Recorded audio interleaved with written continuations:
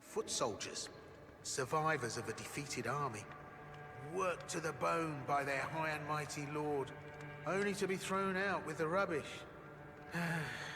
It's the same old story everywhere I go. To hell with it all. You start your journey in Castle Stormveil. You might hear a horn or get fire sent your way. This is the greeting of the Exile soldiers. These are the defenders of the ruler of Stormveil, Godric the Grafted. So, why are there so many serving under Godric as defenders? From what little we know, they originally came from penal colonies. Being under Godric must have been a second chance. Strangely enough, we see them as ghosts in 3 other locations: Fringefolk Hero's Grave, Swamp of Aeonia, and Castle Sol. Alive or dead, they all have horns. We can only assume a few guesses as to why even the dead versions have thorns. If Tarnished managed to get their outfits, no thorns. Shield has it otherwise. Theory 1. Stormveil Castle has Deathblight, a disease with thorns. Due to Godwyn the Golden being in the basement, Godwyn could be plaguing the castle and soldiers. Theory 2. Castle Sol has Deathroot nearby, so perhaps the Exile soldiers got affected in Radius when they were alive. As mentioned in Theory 1, Godwyn is connected to Deathroot, and the castle is related to giving Godwyn a proper death, as he is tormented in a corpse-like state. Theory 3.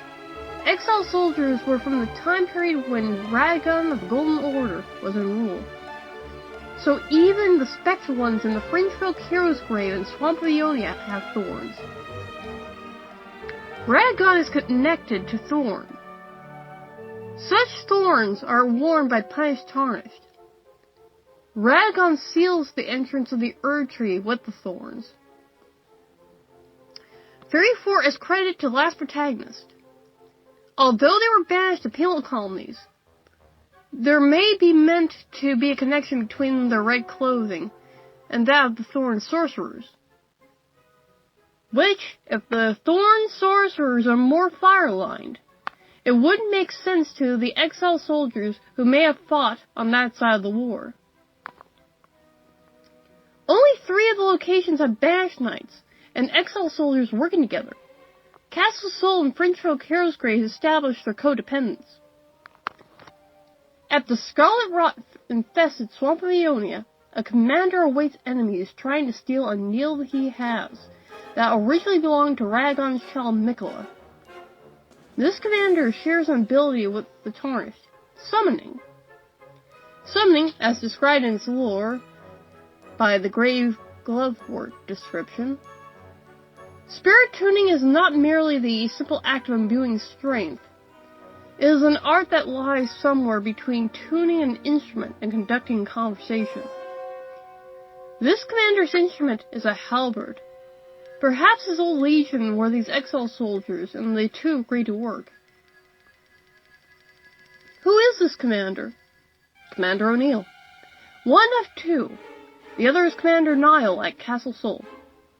Niall summons 2 famous banished knights, Oleg and Envil. So despite summoning banished knights, the Exile soldiers have their own work in Castle Sol.